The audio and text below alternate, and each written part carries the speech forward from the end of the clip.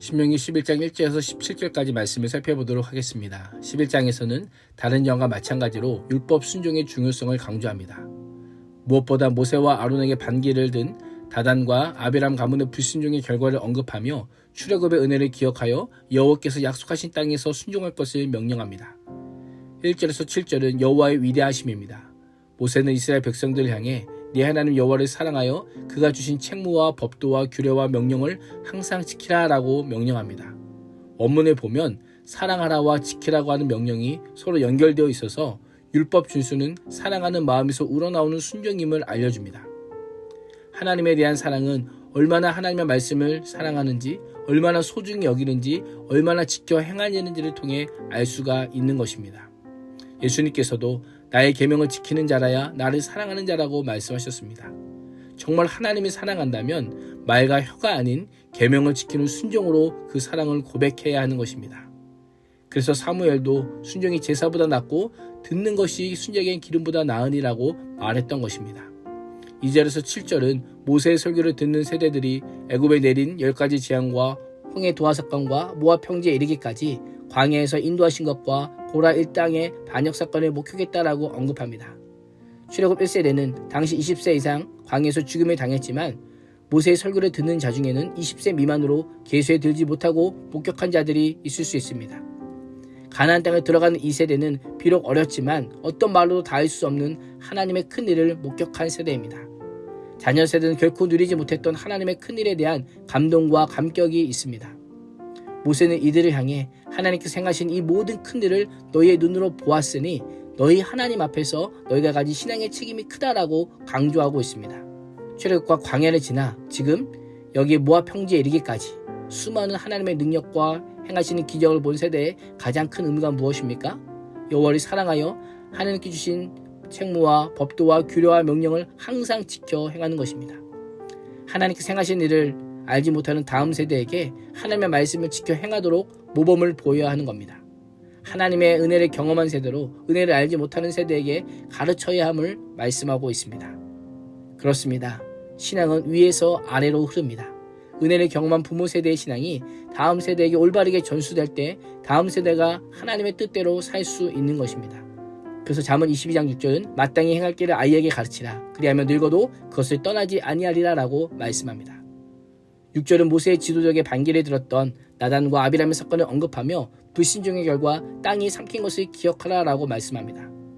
부모 세대는 순종의 중요성만이 아니라 불순종이 얼마나 뼈아픈지도 가르쳐야 합니다. 유대인 학살 추모공원인 홀로코스트 기념관에는 과거를 기억하지 않는 자는 과거를 반복할 수밖에 없다라고 하는 말이 기록되어 있습니다. 자녀 세대가 과거를 바르게 보고 기억할 때 부모 세대의 불순종을 넘어 순종의 새로운 미래로 나아갈 수 있음을 기억해야 됩니다. 8절에서 17절은 여호와께서 약속하신 땅입니다. 8절은 그러므로 라고 시작합니다.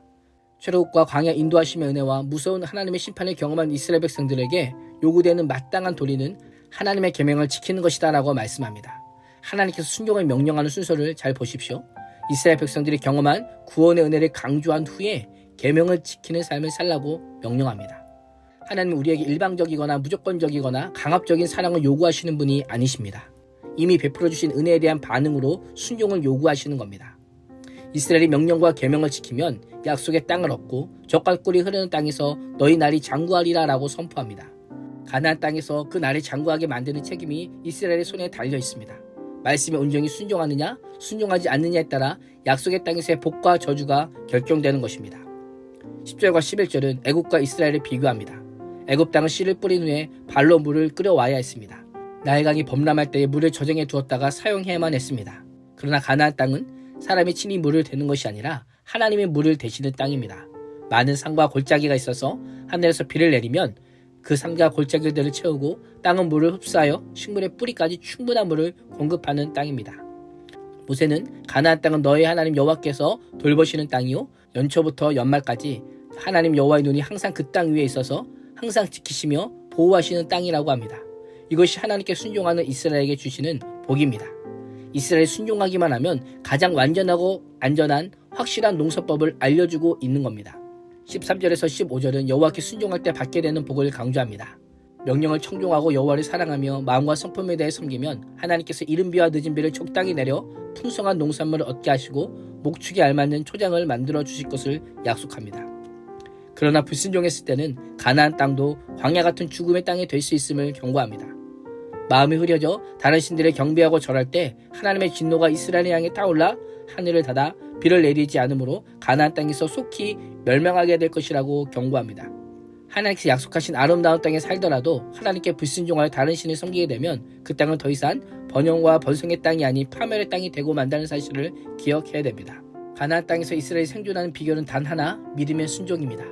이스라엘이 가나안 땅에 거주하기 위해서는 믿음의 농법, 순종의 농법만이 유일한 살 길임을 알려줍니다. 이 땅을 사는 우리가 구할 것은 부족함이 없는 풍성한 환경이 아니라 믿음입니다. 어떠한 상황과 환경에서도 끝까지 하나님을 신뢰하고 붙잡는 담대한 믿음과 순종을 구해야 하는 것입니다. 여호와의 큰일을 본 믿음의 세대로 연초부터 연말까지 보고 계시는 하나님께 한 해 우리의 가정과 자녀, 직장의 농사를 믿음과 순종의 농법으로 반응하는 복된 삶을 될 수 있기를 주님의 이름으로 축복합니다. 기도하겠습니다.